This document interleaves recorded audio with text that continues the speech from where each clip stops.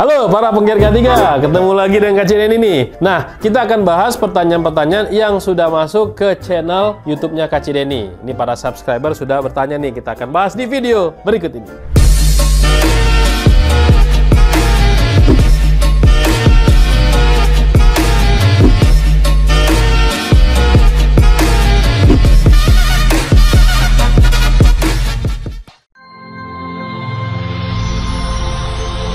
Video ini dipersembahkan oleh Mediatama Academy. Training K3, langsung kerja. Pertanyaan pertama dari Restu Sinaga TV. Bang Den mau nanya dong, dokumen SMK 3 apa saja yang di-share di area kerja dan bagaimana cara menyebarluaskannya? Apakah cukup melalui papan mading? Nah, ini kalau teman-teman berbicara dengan dokumen SMK 3 yang harus dikomunikasikan, diinformasikan, disebarluaskan kepada para pekerja, teman-teman harus mengidentifikasi dulu dokumen apa itu. Karena ada beberapa dokumen yang untuk internal, ada untuk eksternal, atau ada untuk semua orang tahu. Nah, itu diidentifikasikan dulu.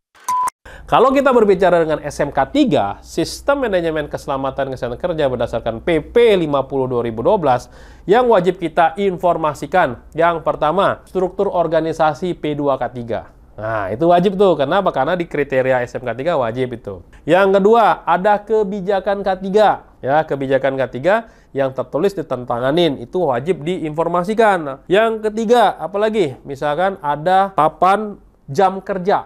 Berapa jam kerja, berapa eksiden, berapa safety induction, berapa apa, LTI, dan lain sebagainya. Nah, itu jam kerja wajib diinformasikan. Yang berikutnya, misalkan amit-amit ya, ada kecelakaan. Hasil dari investigasi kecelakaan itu juga wajib diinformasikan. Berikutnya, yang kelima, apalagi Pak? Misalkan nih, teman-teman semua di papan informasinya ada kebutuhan, misalkan kayak kemarin ya, COVID-19.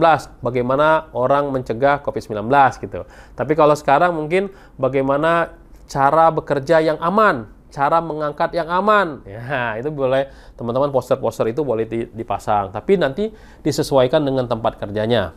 Ya, apalagi nih Pak, ada yang namanya struktur organisasi tanggap darurat. Nah, di sana ada struktur organisasi tanggap darurat itu ada ketua, ada tim evakuasi, siapa tim petugas P3K, petugas damkar, dan lain sebagainya. Dan ada nomor telepon pentingnya. Nah, itu penting sekali buat teman-teman pasang di mading ataupun pasang informasi di tempat-tempat lain.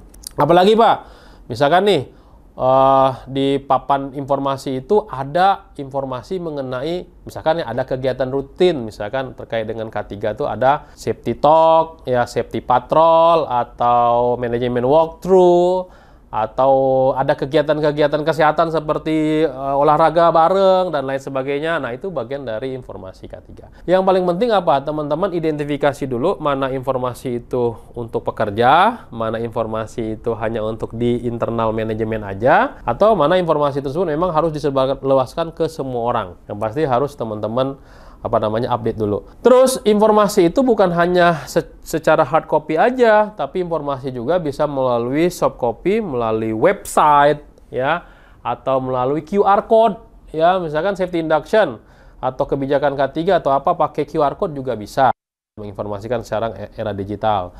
Lalu juga melalui aplikasi, kalau teman-teman ada aplikasi, nah itu sebagai media untuk informasi. Nah, yang paling penting teman-teman harus update terus.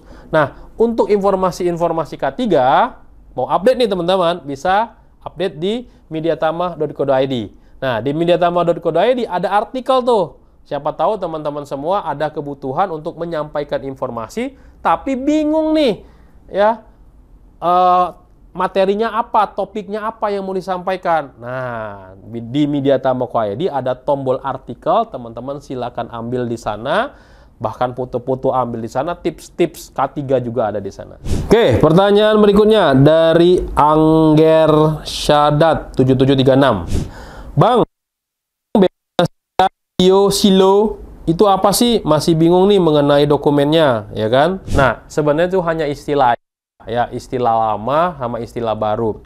Kalau kita berbicara, ini dua perbedaan. Kalau ngomongin soal SIA, surat izin alat, berarti alatnya yang disertifikasi. Tapi kalau SIO, surat izin operator atau operasi adalah orangnya yang disertifikasi. Jadi teman-teman harus tahu nih, yang mana yang disertifikasi. Maksudnya disertifikasi adalah kalau alat tuh diuji riksa. Nah, jadi kalau dengar SIA, surat izin alat, sebenarnya alat tersebut diuji riksa.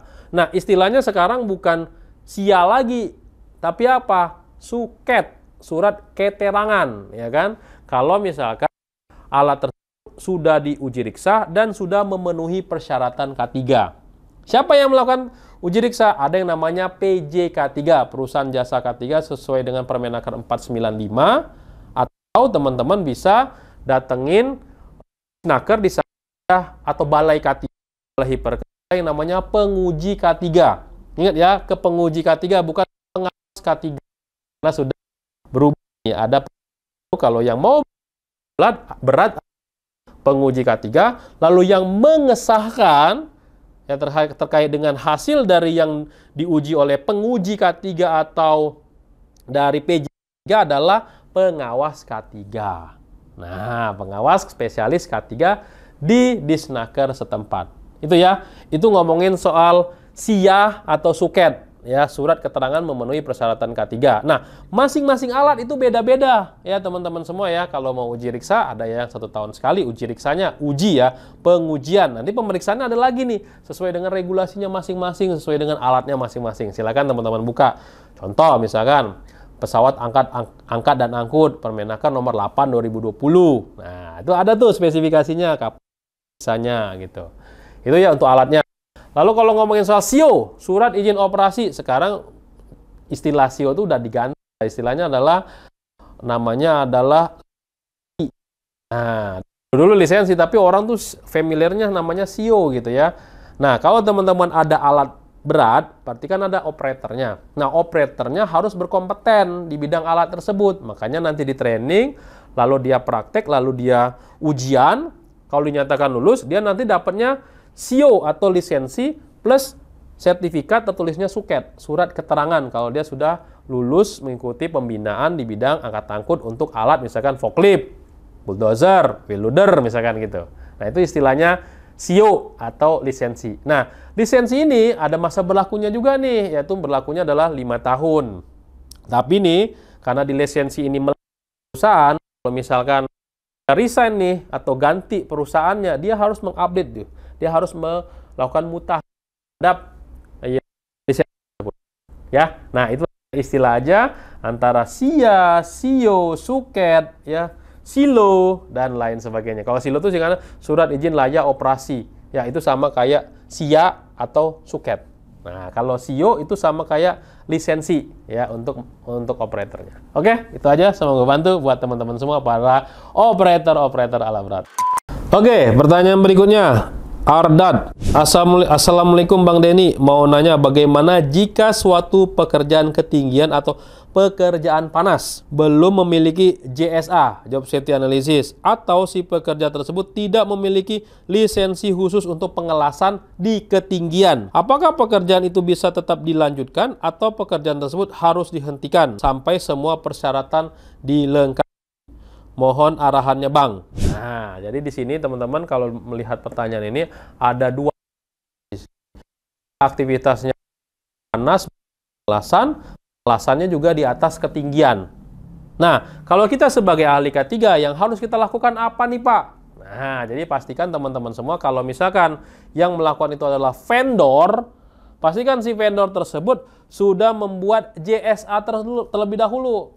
Job Safety Analysis terlebih dahulu, apa saja yang menjadi hazard dan resikonya, dan bagaimana cara mengendalikan resiko tersebut. Minta si subkon tersebut yang melalui ahli K3-nya atau siapalah safety officer-nya yang membuat JSA. Plus ada work permit-nya, ada izin kerjanya. Ya, jadi menurut Kak Cideni itu nggak boleh langsung disuruh kerja gitu ya. Nah, di JSA atau work permit nanti diminta ada persyaratan yang namanya memiliki lisensi mengenai pengelasan, lisensi juga mengenai bekerja di ketinggian. Ya, kalau di ketinggian tadi pengelasan berarti TKBT, tenaga kerja bangunan tinggi, level 2 tuh minimal. Jadi gitu ya.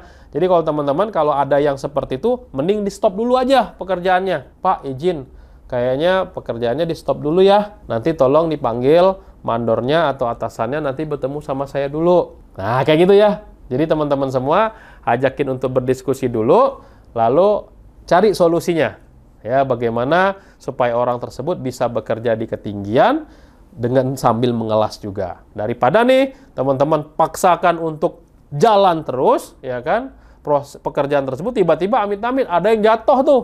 Jatuh dari ketinggian atau ada yang meledak pada saat ngelas. Wah, kacau.